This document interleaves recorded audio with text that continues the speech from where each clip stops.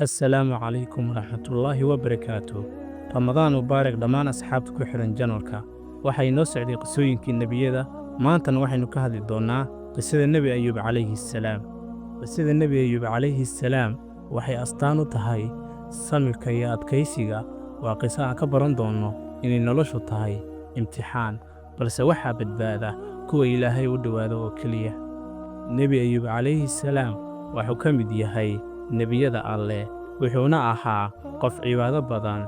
Sidoo kale Alle waxa uu siiyey taajirnimo, hantidiisana waxay ahayd mid aan tiro lahayn. Waxa uu lahaa xoolo badan sida ido, geel, lo, fardo iyo beero cagaaran oo miro badan dhala. Wuxuuna sidoo kale lahaa qoys farxad badan, xaas wanaagsan iyo carruur badan. Dadka deegaankiisana waa ay jeclaayeen, maxaa yeelay waxa uu ahaa qof deeqsi ah oon dadka xaasidin.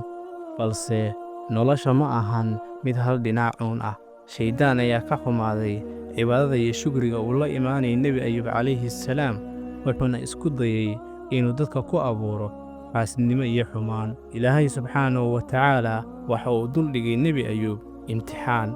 Maalinba maalinta ka dambaysa waxa uu bilaabanayay musiibooyin isdaba joog ah.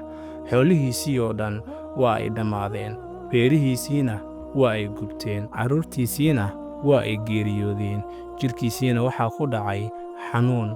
Xanuunkaasina waxa uu ahaa mid xitaa beddelay haraggiisii. Saaxiibadiisii iyo qaraabadiisiina waa ay ka fogaadeen, ilaa ay dadkii dhaheen waa nin Alle ka xanaajiyey, waana la ciqaabay. Laakiin Nebi Ayuub calayhi salaam ma uusan caban, mana uusan murugoon. wuxuuna si kal iyo laaba ugu sabray imtixaankii rabbigiisa.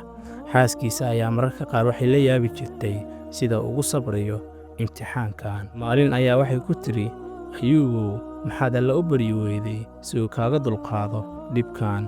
Wuxuuna ugu jawaabay, waxaan noloshayda ku soo raaxaystay 70 sano, ma waxaan ka caabudaa dhowr sano oo dhib ah. Si kastaba ha ahaatee, markuu xanuunkiisii uu ku sabray, Nebi Ayuub waxa uu baryay Alle, wuxuuna dhahay, dhib ayaa i helay Rabbiyow, adiguna waxaad tahay kan ugu naxariista badan. Allana waa mid u naxariista addoomihiisa. Ducadii Nebi Ayuub calayhi salaam waa la aqbalay.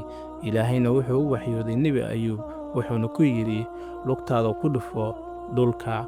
Waxuuna yeelay sidii. Dhulkii ayuu lugtiisa ku dhuftay, waxaana ka soo burqaday dhulkii biyo.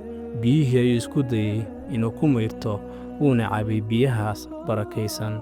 Isla markiiba jidhkiisii wuu soo kabtay, cudurkiina waa uu ka dhammaaday. Sidoo kalena Alle wuxuu u soo celiyey hantidiisii iyo xoolihiisii, wuxuuna mar kale helay qoys cusub oo farxad badan.